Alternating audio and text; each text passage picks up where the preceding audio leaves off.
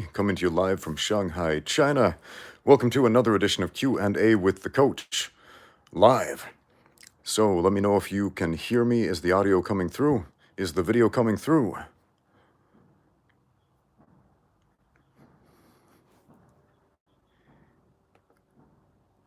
Let's give this a listen here. Here we go.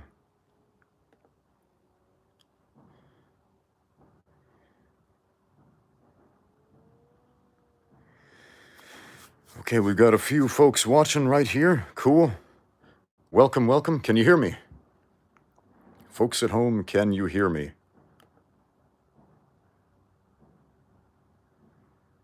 You hear me? Okay, great. Excellent. Let's get started then. Q&A with the Coach live. You have questions? Let me know. Let's see what we can do for you. Loud and clear. Fantastic. Cedric from the Philippines watching. Awesome.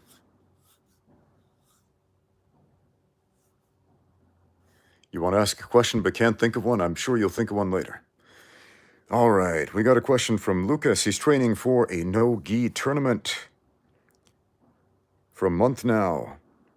And today in training, he pulled a hamstring because of a sneaky knee that caught him off guard. Have you ever had this injury?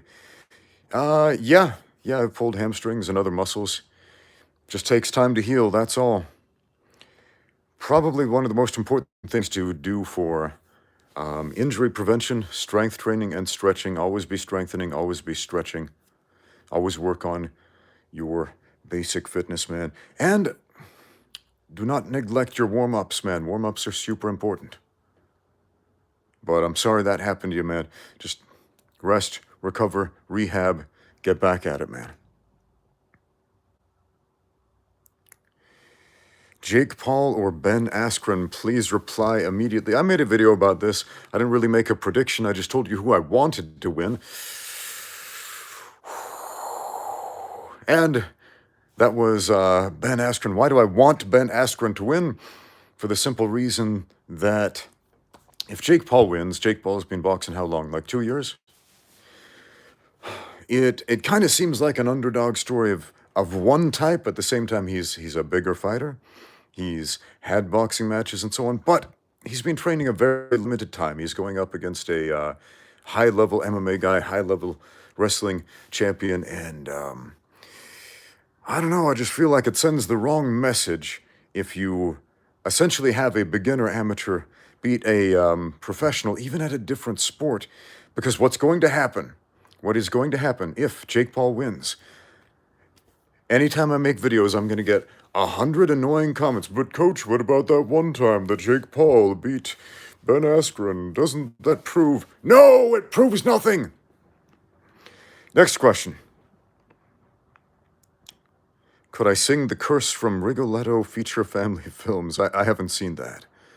So, don't know, man.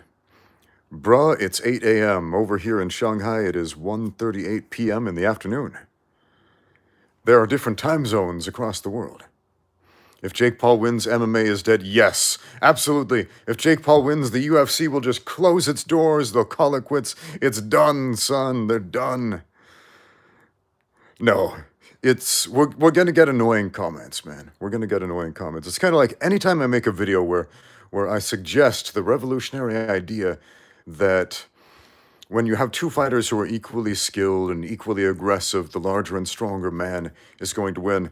I always get a dozen comments. But Ramsey, what about how Bob Sapp lost his last few fights? Doesn't that prove? No! No! Let's stop looking for proofs of crazy ideas or exceptions to the norm, and let's prove ourselves by getting out there and training.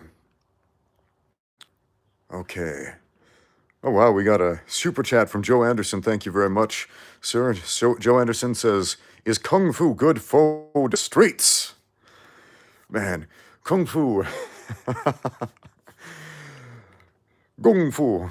Zhongguo Kung Fu. Chinese Kung Fu is a blanket expression for just Chinese martial arts. Kung Fu is made up of two words. Fu actually means husband. Did you know that? And gong is like it's work or effort, right? It's essentially saying you are married to your work. There are over 400 different styles of Chinese martial arts. And man, Chinese martial arts are not commonly practiced in China. Did you know that? A lot of people are surprised by this. The most popular martial art in China by far is Taekwondo. And Chinese martial arts are a very niche thing in martial arts practice in China. There are probably more people who practice Kung Fu outside of China than inside of China, unless you count old people in the park doing Tai Chi forms in slow motion for their health. Our friend Madhav sends this question about an Indian martial art with a name with a lot of letters and a lot of syllables that I don't know how to pronounce. Looks like Kalaripayattu. Okay, he sent me a couple of videos, and I did take a look at them, Madhav, about this martial art, and I am interested. I am interested in potentially making a video about this. These guys were they were talking about like these ancient hand weapons in this old Indian martial art where they're like putting their fingers together like this, and using this as like a jabbing weapon. And at first I'm thinking, okay, this is going to be a bunch of nonsense. But the way they present this video as a what's the word I'm looking for?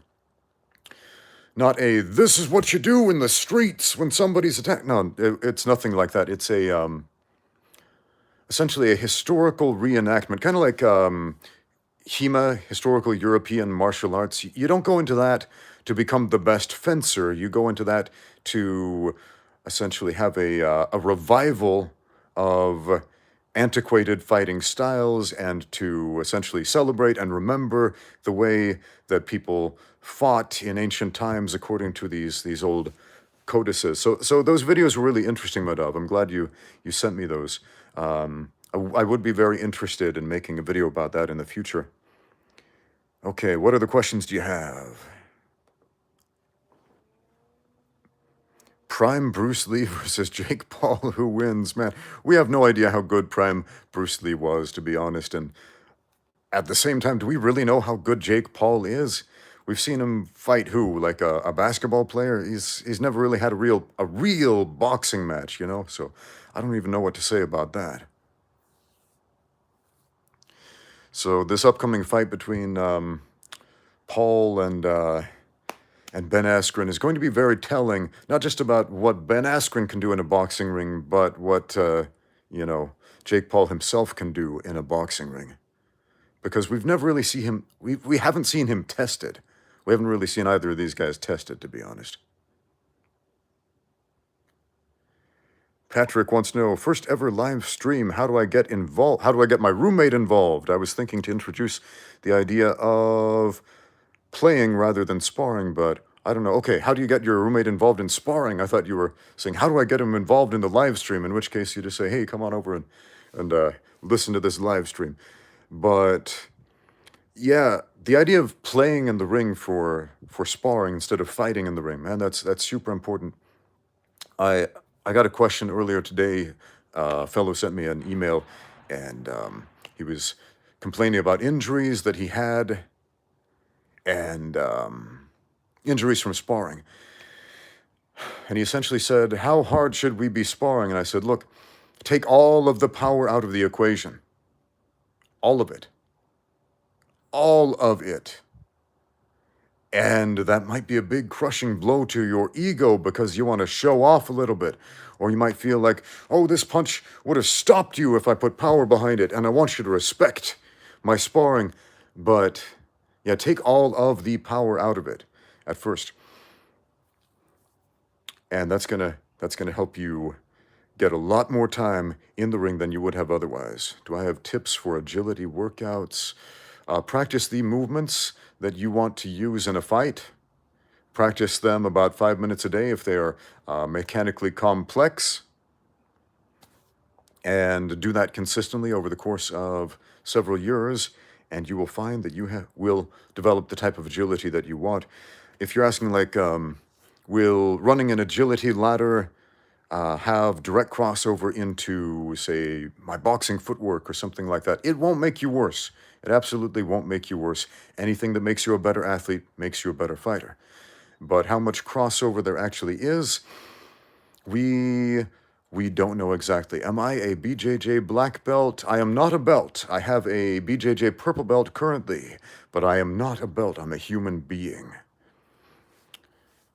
Okay. What else do we have? Icy Mike recently had his knees blown out after looking into something called the Dewey Code. Do you have any connection to this? The Dewey Code. Are we talking about the old Dewey Decimal System they used to use in libraries? Like Mike went to a library and he just got a little too deep into the research and blew out his knees. I don't know what we're saying there, but we have a super chat from Joe Anderson. Thank you very much. Joe says, Ramsey, which fighter in your opinion has the best chance at beating Amanda Nunes? Oh, wow. Whoa. Wow, right now? I don't know, man. She seems to be the top dog of that division right now. I mean, everybody has a chance. Who's got the best one? I think she's going to stay in that position for a while. I think she's going to stay there for a little while. So, I don't have a good answer for you there, to be honest. How long? I can't say. It's when she gets beat, it's probably gonna shake up the division. Everybody's gonna be like, we didn't see that coming. We weren't expecting it. Whoa. But yeah, I think she's gonna stay there for a while. What do you think about drug testing in boxing? Well, make the rules and stick to them. And if the rules say don't do drugs, don't do drugs. If people are doing drugs, then they shouldn't be competing. I don't think it needs to get much more complicated than that. Why does your ankle hurt when you kick a heavy bag? Well, that depends. If you really want to know, maybe send me a short video of you kicking the bag, and then I can tell you exactly what you're doing wrong if you're doing something wrong. Maybe it's a pre-existing condition or a pre-existing injury, and you're just aggravating it through blunt force impact on the bag. It is impossible to tell through that question, so I need some specific information.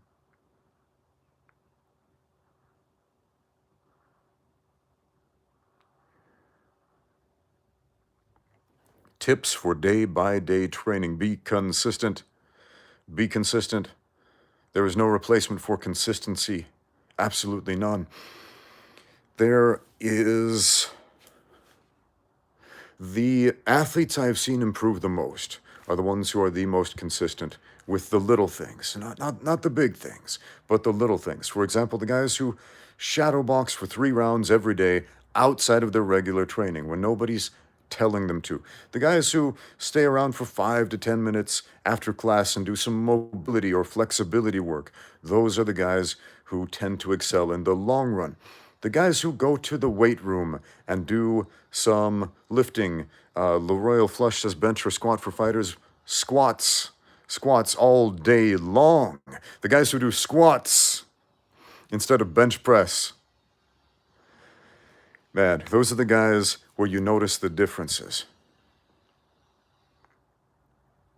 Nunes and Shevchenko are scary ladies. Yes, they are. Yes, they are. Ramsey, do you ever feel intense anger about politics? I feel like I get very angry in America, and I struggle to control it sometimes. Yeah, the political news machine in America is designed to be frustrating. It is designed to make you angry. It is designed to infuriate people and to get people clicking and talking and watching and generating revenue. So, man, just ignore that noise. That's my opinion.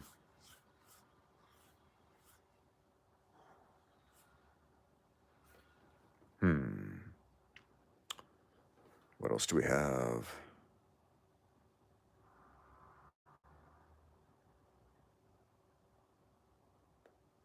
Oh, wow, we got a bunch of questions all of a sudden. We started out slow, and now we got a landslide I can't keep up with. Hey, Ramsey, I know training with a partner can't be replaced, but what are some things I can do to improve my solo training? Well, I'm going to assume you're training for the sport of mixed martial arts. Shadow boxing, of course. Shadow wrestling, made a whole video about that. Please go check it out. Shadow wrestling is incredibly important for combat sports athletes. Even if you don't wrestle, try it. Try it. Because essentially what you're doing is moving your weight from the lowest position to the highest position repeatedly. And man, that's one of the best workouts. So by yourself, you can focus on fitness. I would also recommend watch a fight or a section of a fight every day and watch it 3 times, 3 different ways. The first time, watch one fighter, observe them. The second time, watch the other fighter, observe them. And the third time, watch the space in between the fighters. And you're going to see essentially 3 different and very important lessons from those 3 viewings, right? And like I said, a section of a fight as opposed to the whole thing, because if you're, man, you don't necessarily have time to watch a 30-minute fight if it's a 30-minute fight 3 times in a day. But pick a section, watch it 3 times, watch it those 3 different ways. You're going to learn a lot.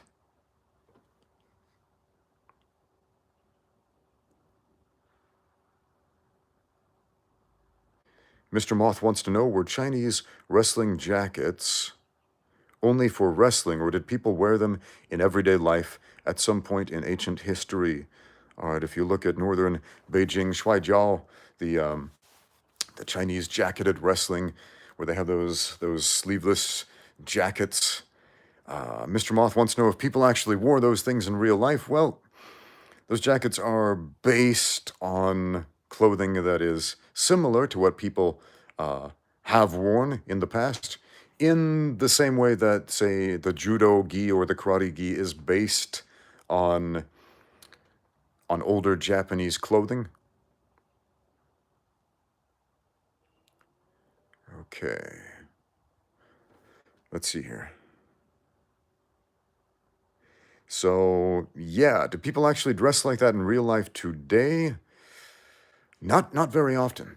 It's kind of rare to see Chinese people wearing old or ancient traditional Chinese clothing, except in the morning, about 7 o'clock in the morning, you go out, like in a park area, you will see a bunch of old people dressed in like traditional flowy Tai Chi clothes doing their Tai Chi forms.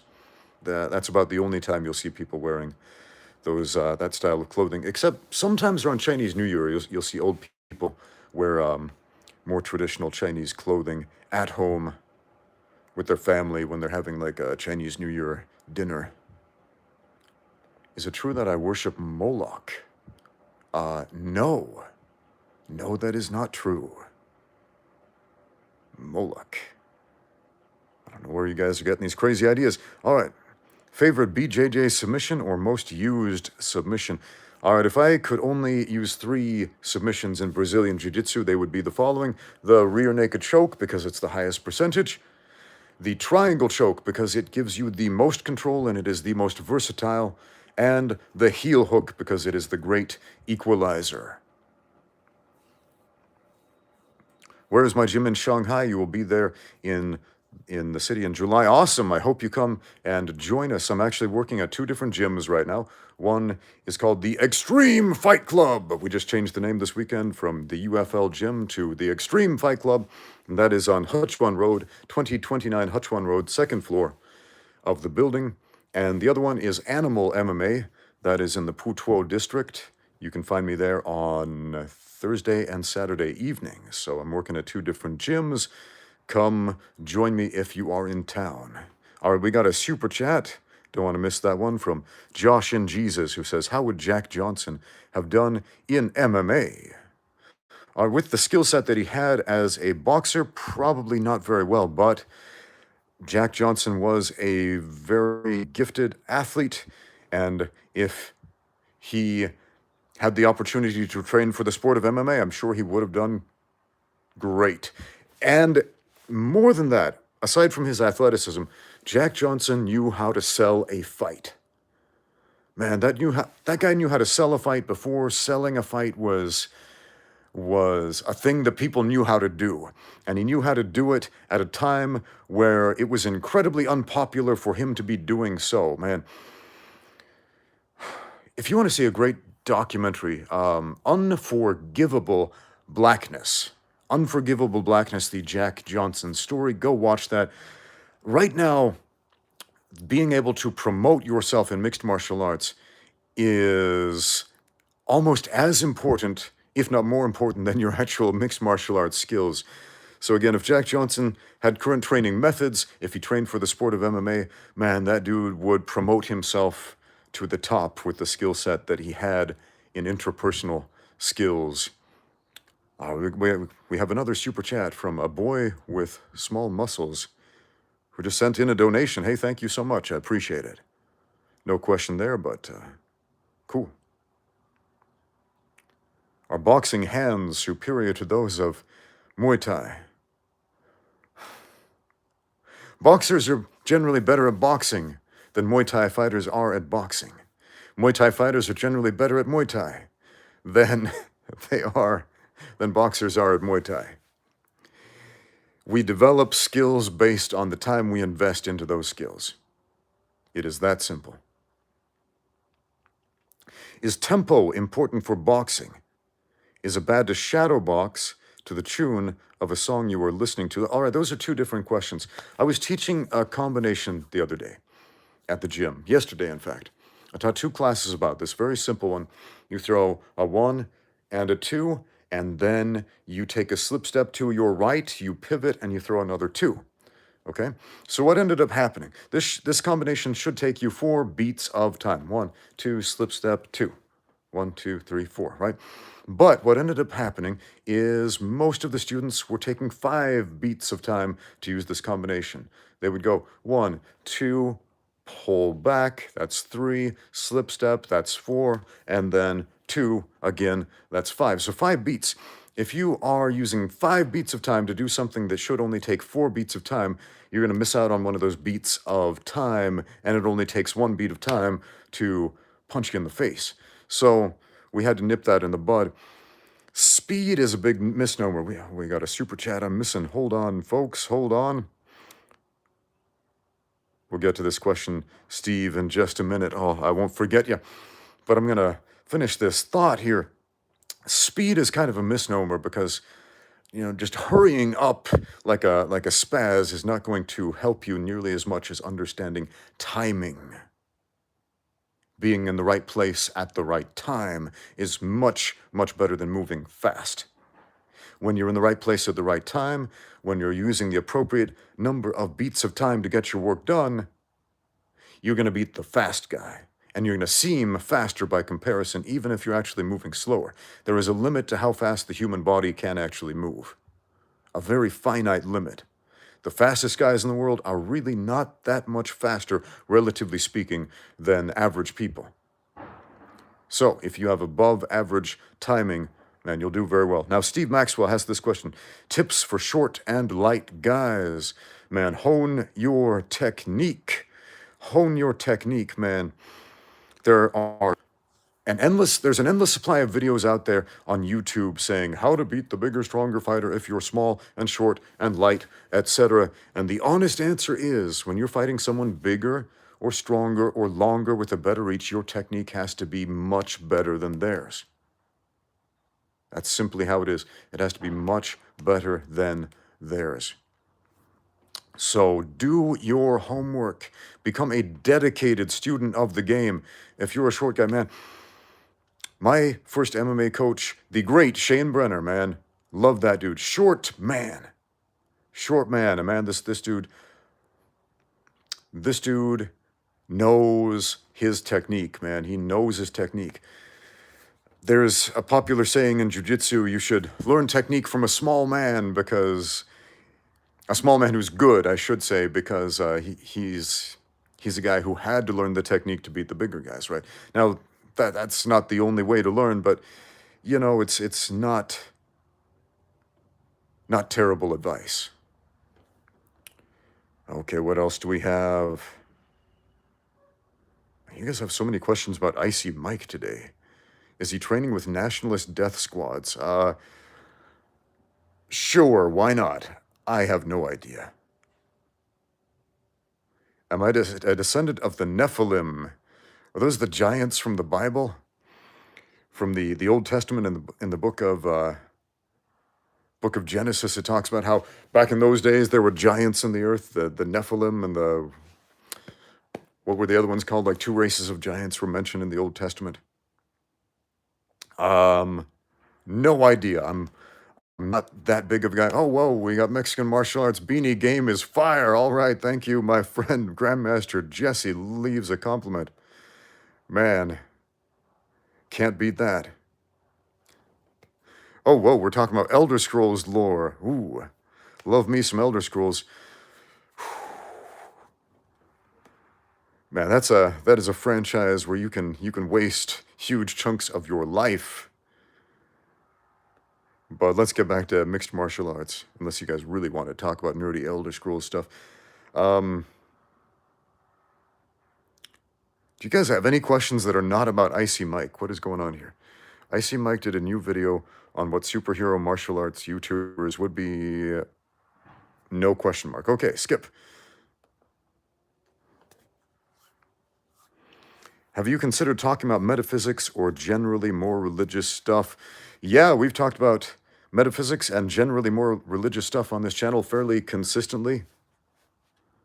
So yeah, stick around and you will hear me talk about that sort of stuff more often than not. And if you want to hear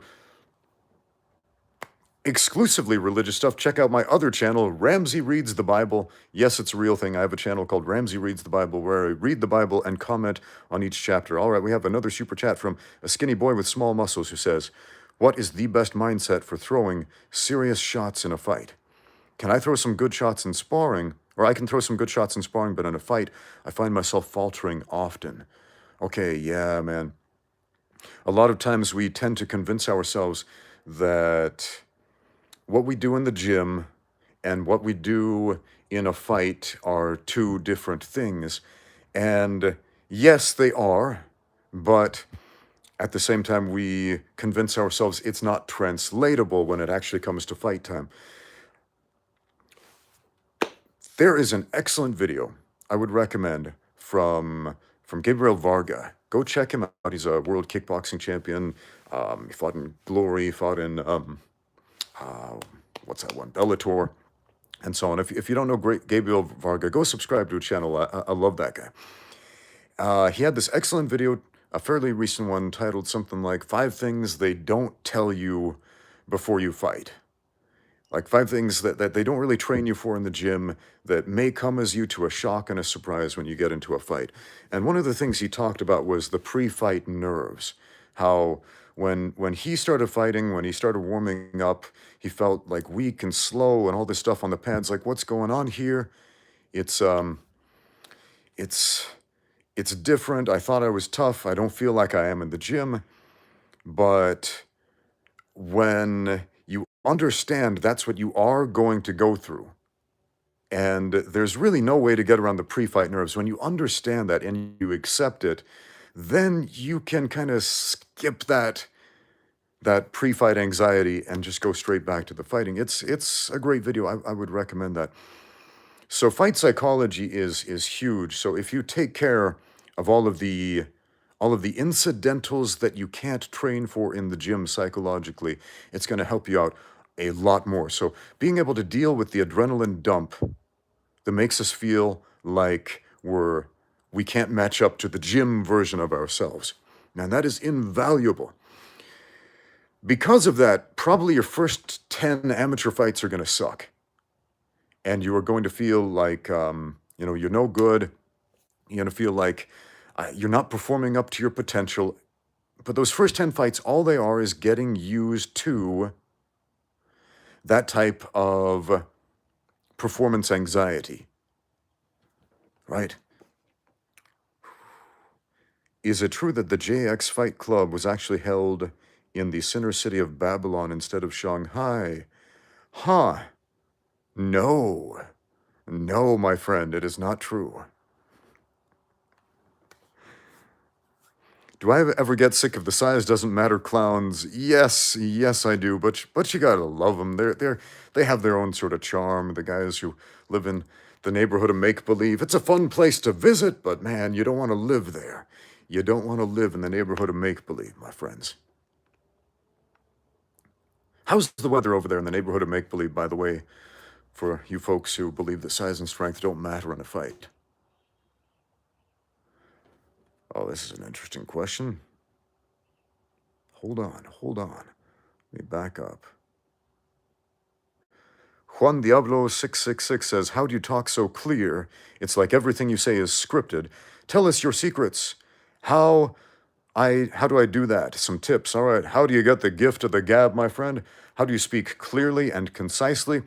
This is exactly the reason I started my YouTube channel. Man, I struggled with this for the longest time. People think my YouTube channel is about martial arts. And that is what I end up talking about and showing you guys most of the time. But the whole reason I started this YouTube channel was to practice communicating with people. It was to practice speaking. Speaking was the most difficult thing for me as a child, communicating with other people. I'm a first-generation American. I grew up speaking a different dialect of English, and I had a difficult time communicating with other people at school. I got beaten up and made fun of because of the way I talked. What's my height and weight? I am 6'1" or 185 centimeters tall and about 90 kilograms right now, or just shy of 200 pounds at the moment. But I had a tough time communicating with people, and I just felt like I have all these thoughts I want to express, and I don't have the power to vocalize them. And I would look at people who just seemed to have this gift of communication without any problem, any struggle. And they could just convey their thoughts or shoot the breeze or just chat with anybody without any problem. And I was like, why not me? I want that. I could use that. And every time I attempted, I would just shut down and freeze and have all this anxiety and so on. So I made it a goal in my life to change that. And man, one of the big things, I was a missionary for the Church of Jesus Christ of Latter-day Saints for 2 years. I was a Mormon missionary for 2 years in Argentina. So I went there, I learned Spanish, and I had about 1,000 conversations a day with different people in Spanish. And that was one of the first times in my life where I pretty much openly forced myself to communicate with people in a foreign language. And this was quite interesting. And a great way to learn a foreign language. A lot of people ask me this, like, how do you learn a foreign language? Pick a fairly limited topic. In the case of being a missionary, the topic was the church and religion and scriptures and things like that. And when you start having a similar conversation and people start asking you questions based on that one subject, eventually every subject starts to branch off of that. Essentially, when you know everything there is about one thing, you start to learn a little bit about everything. So that is one of the reasons why I was able to learn Spanish so well in a 2-year time frame. Now, when I got back to the United States, I thought, oh, wow, I'm really good at talking to people now. I've had thousands of conversations, and wow, I'm not afraid to talk to anyone. And then I try to speak to some people in English, and it's like, nothing. I'm having the same problem because I've never done this in English. So I went back to university, and I took a public speaking class. I forced myself to put myself into situations that were very uncomfortable for me. Like I auditioned for every play, every performance group, every type of thing that would put me in front of other humans and experience performance anxiety, and that helped a lot. Oh, we got a super chat from Joshua. We'll get to that in just one moment. But what it came down to was, after college, I didn't have all those opportunities. I didn't have those auditions. I didn't have the public speaking classes. I didn't have the audience, if you will.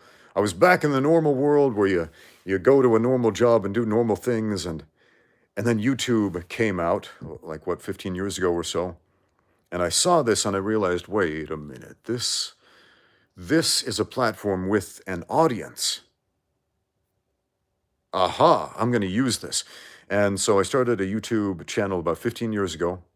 And yeah, practicing speaking to other people has been tremendously helpful on YouTube. I gave myself a few simple rules.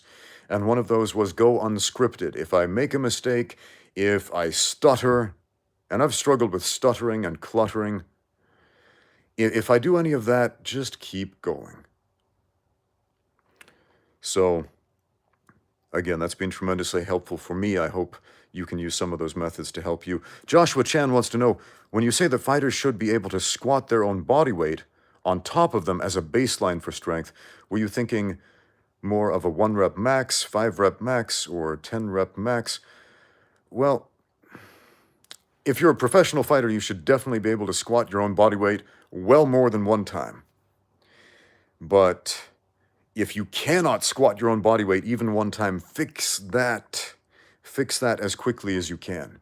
If you can't squat your own body weight, deadlift your own body weight, move your own body weight around, do a pull-up with your own body weight, fix that quickly, right? If you want to be an exceptional fighter, as far as what are good strength measurements, now, you don't have to be the strongest guy in the room, but you do need to be strong enough to move your opponent's weight. So if you can squat twice your body weight for 1 rep, that's a pretty good metric. You can do a lot of intense athletic activity as far as grappling and striking if you can squat your body weight or twice your body weight for 1 rep. If you can deadlift 2.5 times your body weight for 1 rep, then yeah, that's a pretty good measurement of strength that will carry over into combat sports. Now, if you have some ridiculous squat and deadlift, like 5 times your body weight, 6 times your body weight, if you're a world strongman champion, something like that, there is a... There's basically an upper limit to how much crossover that's going to have. So, yeah, you don't have to be the strongest guy in the room, but it sure does help if you're strong enough to throw your weight around plus some. What else do we have here? Super chat from Shondarian Nelson, who wants to know, how many of these live Q&A streams have you done? And if you have a schedule, how often do you do them? I love your insight and keep up the great work. Hey, thank you so much for supporting the channel, my friend. I think I've done about 7 or 8 live streams so far. I do not currently have a schedule for them, since my daytime schedule is a little bit unpredictable at the moment. Although, if you guys would be interested in tuning in for a live Q&A at a specific time, on a specific day, on a regular basis, please let me know what that would be in the comments down below. I would be very interested. What is the best time for my audience to communicate with you? So please let me know, and I will take that into consideration.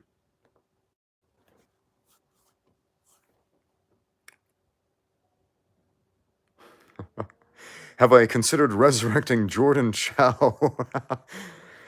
Jordan Chow, aka Entity Chow, back as a vampire rather than his ethereal spiritual form.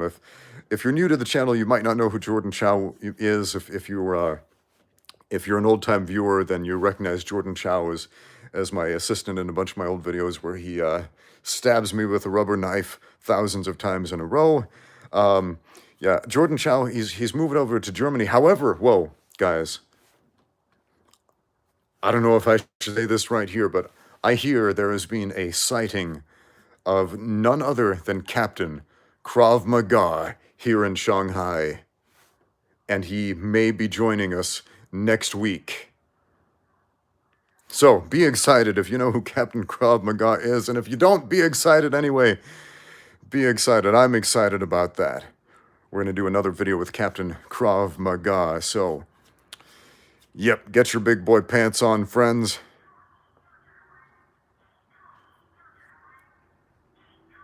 Have I ever played Tekken? A couple of times. Which character pops out the most? Probably the panda bear, because a fighting tournament with a panda? That's memorable.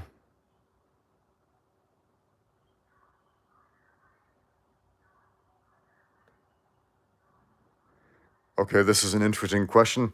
A Mormon question from Soundo Phone, who says, would you say that using a Mukyung Jong or wooden Wing Chun dummy offers any practicality in real competing or fighting? Man, that's a Mormon question if I ever heard one. um,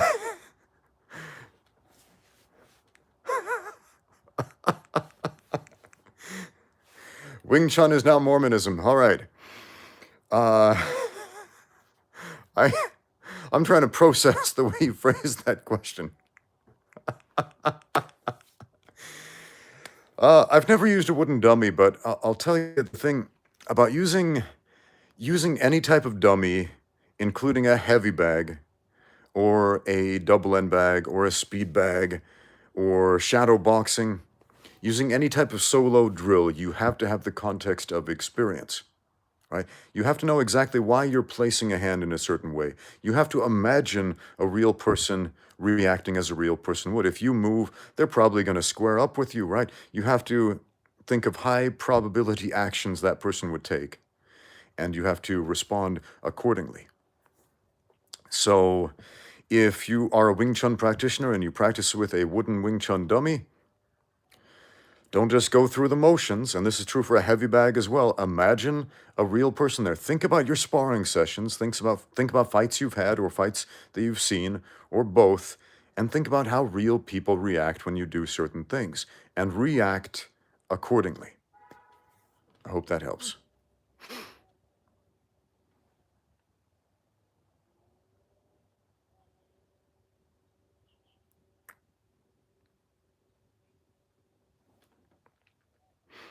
All right, what else do we have?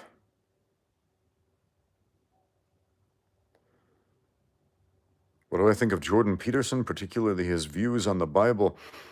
His lectures on the Bible are quite interesting. I've listened to them. I love how he goes on these very long tangents. Like he'll start out saying, we're going to talk about the story of Moses in the wilderness, and all of a sudden he goes on this hour-long discussion about things that have seemingly nothing to do with Moses in the wilderness and the camp of Israel, and then suddenly he ties it back into it. So I find him to be a very interesting speaker. What else do we have, friends?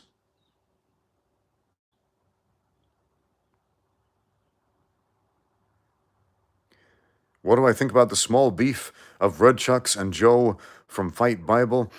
Okay, there's a small beef between Red Chucks and Joe from the Fight Bible. Man, these guys are both friends of mine, and it makes me sad when my friends fight each other, but for those who don't know, Red Chucks left some comments for Joe. Joe didn't like the comments. Joe said some snide things that Red Chucks didn't like, and now, now they don't like each other. So, man, that can happen. That can happen. I remember fairly recently I left what I felt was some constructive criticism in the comments of a certain martial arts YouTuber who showed something that I thought was kind of dangerous and irresponsible, and this person did not respond well to that constructive criticism because nobody likes hearing "you're wrong, fix it," right? So it's understandable. And when I heard his snide little flippity response, I was like, screw you. That's what I'm thinking inside, right? But sometimes we just have to remove ourselves from that situation, cool off, and face reality with a cooler head when we can. Is it true that I committed innumerable war crimes in Korea? Dude, who are you? Are you with the Korean government? I have been to South Korea, not North Korea. It's a nice place. Visited Seoul for a while. And As far as I'm aware, I didn't commit any crimes while I was there. And everybody's talking about Icy Mike today. Did you hear that Icy Mike and Chael Sonnen have a beef? Well, for Icy Mike's sake, I hope not, because Chael would kill him. So let's pray for his soul. What else do we have? We're gonna have to rename this Q&A with the coach. Q&A with the coach, all about Icy Mike. Do I drink coffee or caffeine supplements? No, I do not. I do not drink coffee. I do not drink tea. I do not use caffeine. I don't drink coffee or tea primarily for religious reasons. In my church, it is prescribed to use coffee or tea or tobacco or alcohol or harmful drugs.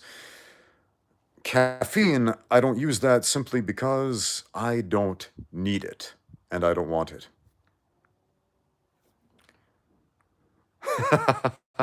Mr. Moth has a Mormon question. I love these Mormon questions that have nothing to do with Mormons. Mr. Moth, Mormon question. Is duck a common food in China? Yes, it is. Do you like duck? Yes, I do. Crab? Sure, crab is fine. Goat and mutton. I love mutton.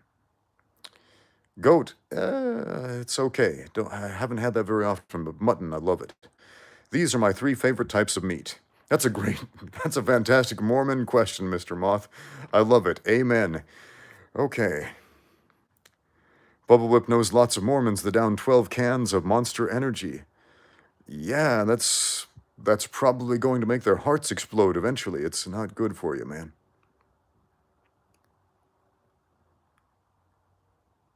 Does MMA work against knife attacks? Dude, almost nothing works against knife attacks. No, and if you take, let's say, the heavyweight UFC champion of the world and put him against an average guy with a knife in a fight, who's going to win that fight? Most of the time, the average guy with the knife is going to win that fight. Why? Because he's got this massive force multiplier that never runs out of ammunition. You don't have to be strong or athletic to use it. And if you are close enough to touch that guy, he's close enough to kill you. So, man, don't play with knives, friends.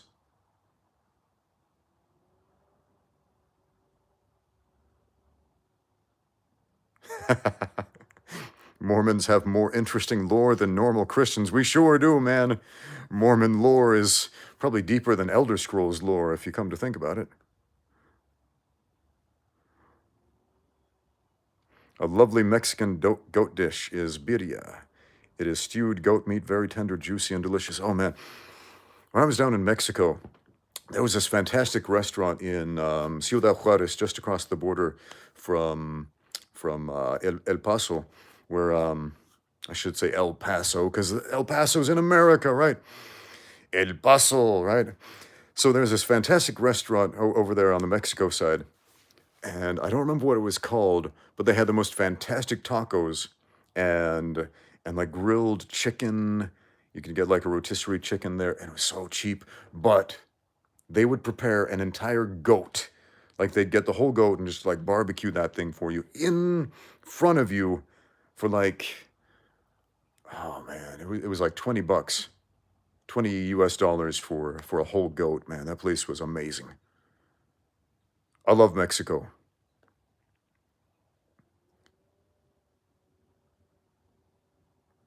Thoughts on minimalist shoes? You know, I've never used minimalist shoes. I know who does. Master Wong. Master Wong is always using those 10-finger toe shoes. My idea, why wear minimalist shoes if you could just go barefoot? I spend most of my time barefoot, like 95% of my time barefoot. The only time I really wear shoes is when I'm traveling, like riding my bike, for example. When I'm going outside, most of my time I'm in the gym. And at the gym, I am almost always barefoot, except when teaching boxing classes and when wrestling, specifically in wrestling shoes. So, yeah. What else do you have, guys?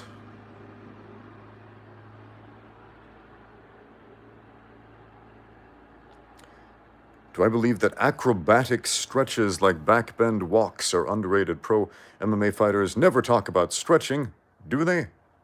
Man, I talk about stretching all the time, guys. Also, there's 20,000 plus edible plants people don't eat. Nutrition and foraging seems to be underrated. Yeah, man. This is something that is really interesting about China compared to other countries that I've been in, especially in the United States. In the U.S., you go to the grocery store and you find the same. Oh man, we got more Mormon questions going on here. Oh man, Icy Mike and Mormon questions. That's what we're all about today. But let's finish this. In the U.S., you go to the grocery store, you find chicken, you find beef, and sometimes pork, usually in the form of bacon, and then you find like the same like 5 or 6 vegetables and fruits. And then you come over here to China, you go to a wet market or a grocery store, and you will find every type of edible plant that can be eaten in China. And the first time I came to like a Chinese grocery store, I look around, I'm like, this is like produce from an alien planet. I don't even recognize what these fruits are or what these vegetables are. Whoa. And yeah, man, it's fascinating how much available food there is on the planet that is not being used at the expense of just raping the earth to keep growing corn and soybeans over and over again. But yeah, I love backbends. I'm glad you brought that up. I do a lot of backbends, a lot of kickovers, a lot of tumbling exercises as warm-ups, which I find tremendously helpful. All right, let's check out this Mormon question. I guess that's the new way to get noticed on a Q&A. Oh man, Grandmaster Jesse heard that Icy Mike might be a Mormon. We're combining the two here. Or no, he heard that he could learn about Icy Mormons here. Yes, you can learn all about Icy Mormons here. Hold on, I wanted to read that Mormon question. Oh no, it's lost. It went up in the feed. Where did it go? Oh, we got an atheist question. Okay. We got the opposite side here. Tactical Noob says, atheist question here, sir. Is it possible to build muscles and burn fat at the same time? Not doing a bulking stage at all. All right. So there's this common tactic used among bodybuilders to bulk, to put on a bunch of weight, and then to slim down and lose the fat and get all shredded for their competitions where they're all dehydrated and vascular and veiny with all the striations popping out. And while that works fairly well for bodybuilders in their aesthetic competitions, you should go ask Icy Mike some Mormon questions. Give that a try. See what happens. But yeah, going back to the atheist question about strength training. Can you build muscle and lose fat at the same time? Yeah, you can. You absolutely can. Because when we build up muscle, what are we doing? We're actually building up our metabolism. What is metabolism? It's how much energy you use. When you have more muscle and less fat on your body, you will use more energy simply to exist. Your basal metabolic rate will go up. So build muscle, lose fat at the same time, yes. What do I think about the new Venom sponsorship with the UFC? I think it makes more sense than the Reebok sponsorship. So there we go. Oh, whoa, we had a Mormon atheist question? Oh man. Sorry, it looks like I lost that one. I'm curious what that was. We're scrolling up pretty quick. Oh no, people have stopped sending in super chats. Now they're just sending in Mormon questions. All right. This looks like an interesting one. We got a philosophical question from B-Ba Boom, who says, hey Ramsey, from the videos I saw, I guess you have a useful understanding of philosophy. What is your favorite non-fictional book? And have you read something from Rolf Dobelli? I have not read anything from Rolf Dobelli. Please let me know what he's written and what that's about, if you would. I noticed something about the word philosophy and martial arts. If you start talking about things that are not punching and kicking and grappling, people will start saying, oh, philosophy. Ooh, philosophy. You're such a philosopher. Philosophy is questioning the nature of reality. Philosophy is a discussion of the fundamental nature of existence. Philosophy is not just talking about things that are not punching and kicking and grappling as far as martial arts is concerned. Colloquially, that word is used to mean pretty much anything you want it to mean, like, oh, we're having a discussion, I'm feeling some things, therefore this is a philosophical discussion. It's I made a list. I made a list of words that people always use wrong, and philosophy is one of those things. Let me see if I can find that list. I wrote it in the notes on my phone. Let's see here. Words that people... yes. Words that people always use wrong. Number one, politics. Politics is a word that people always use wrong. Politics does not mean talking about current events. Everyone seems to think that politics means talking about current events. So if you talk about a current events, hey, did you hear about that thing that happened in the news? Hey, leave politics out of it, bro. That's not what politics means. Politics is the legitimate use of violence between states. A state being a sovereign state, a country, if you will. The legitimate use of violence between states is politics. Philosophy, everybody thinks that means what you believe or what you think about a certain topic. No, no. Philosophy is a discussion, is questioning the fundamental nature of reality, which, as Maverick Black Belt Academy pointed out, is sometimes referred to as metaphysics. Although philosophy is also a discussion of logic. It is a discussion of logic. Religion, that's another word everybody uses wrong. Everybody seems to conflate religion with superstition, right? Or what church you go to. And colloquially, sure, you can say, what religion are you? And you can say, I'm a Mormon, or I'm a atheist, or whatever it is, right? But religion is what you do. It is an action, right? And maybe that's not what it is to you. But going by strict definitions, agnostic, that's another word everybody uses wrong. People seem to think that agnostic is like a step below atheist.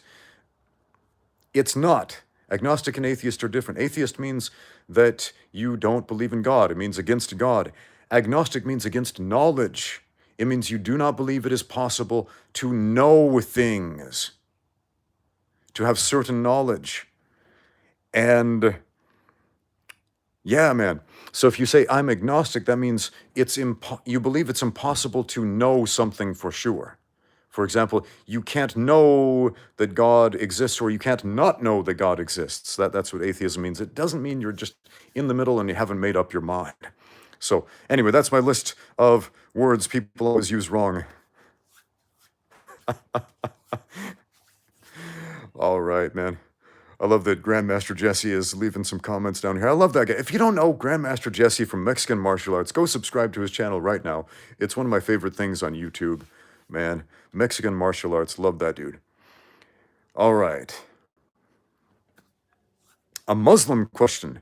Do boots increase damage from kicks? They certainly can.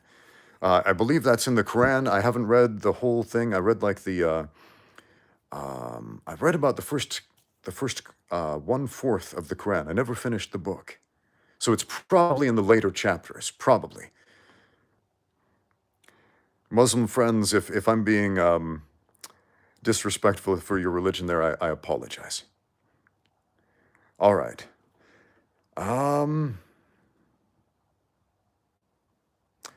Interesting.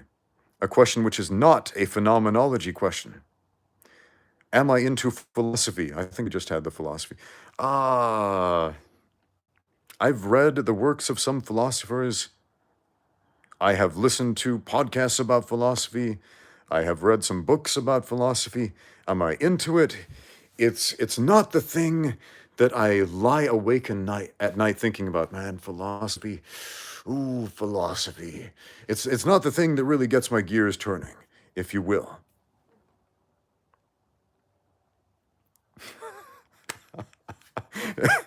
Every question is now a pagan question, a Tengrist question, a Mormon question, an atheist question, some type of belief system question now. All right. This is an interesting question. Ivan N says, Coach Ramsey, how do I promote myself as an MMA fighter correctly, and why is it important? Why is it important? All right, the first thing you need to do as an MMA fighter, don't worry about promoting yourself just yet. Go out and win some fights. Go out and win as many fights as you can first. Right? Everybody's worried about like making a name for themselves in the UFC, getting noticed by the UFC. Okay, yeah, when you get to the UFC, start asking yourself that question, right? If you haven't won, let's say, half a dozen fights, professional fights yet, okay, don't worry so much about that. Start honing your skills. Start honing your skills. Now, in addition to that, on a local level, what can you do before you get to the UFC to promote yourself? Well, have a media presence, of course, have a YouTube channel, have a Instagram channel, post some pictures, post some videos, have positive interactions with other people, practice communicating with other people, like I was talking about, the whole reason I made this YouTube channel in the first place, right? And generally speaking, if you have positive interactions with other people, they tend to like you more. If people tend to like you more, well, they'll tend to watch you more.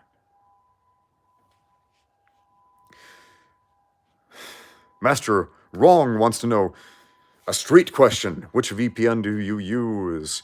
I use several different VPNs, whichever one happens to work at the moment, because they don't all always work. The one I'm using right now is a homemade VPN. It's not a brand.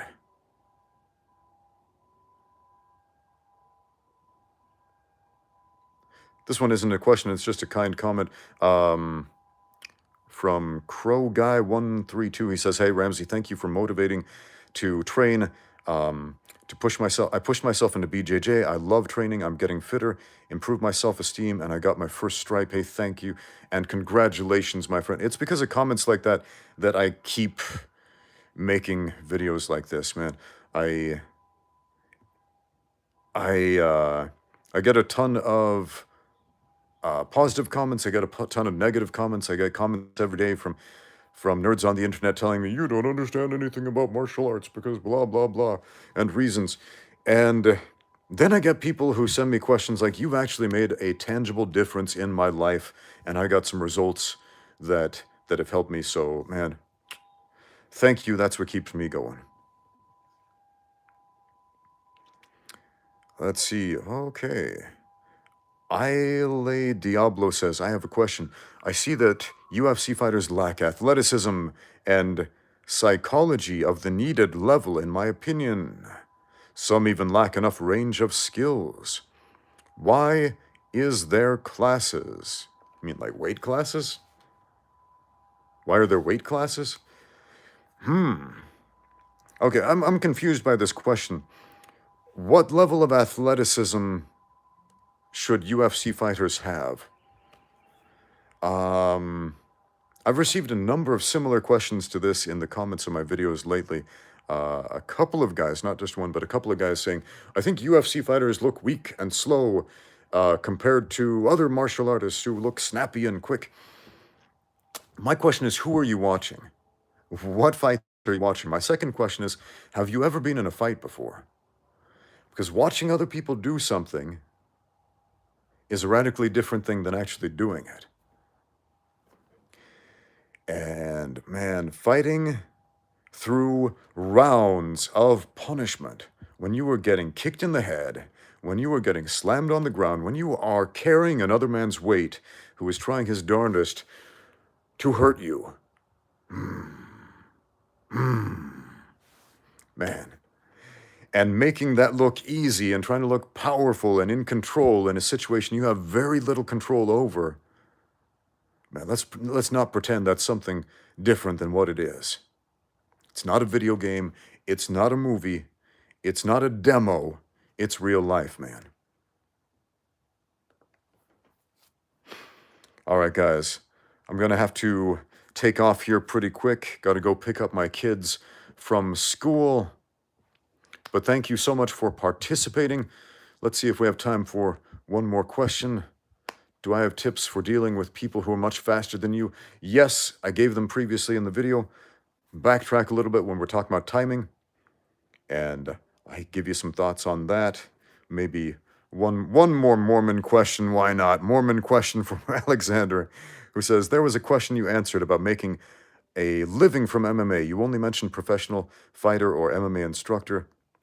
Why not mention law enforcement, corrections, or military? The hand-to-hand skills used in law enforcement, corrections, or military are going to be radically different than the hand-to-hand skills used in mixed martial arts. Now, as far as law enforcement and corrections goes, the goals there are drastically different than the goals of MMA. The goals of MMA are to control the other guy and do damage, whereas the goals of law enforcement and corrections are primarily to control the other guy, right? Whereas military, the goal is to kill, and generally to kill with modern weapons, whereas the goal of mixed martial arts is to cause as much damage as you can before the referee stops you without weapons, unless you count the gloves as weapons. So those four things actually have radically different and importantly different end games. Do communists bother me? Am I being bothered by communists? Not presently. No. All right, guys, thank you for participating. Thanks for all the Mormon questions on this this Icy Mormon video, apparently, because that's what we talked about today. And as Master Wrong says, get out there and train on the streets. Well, in your gym, in your living room, wherever you are, get out there and train.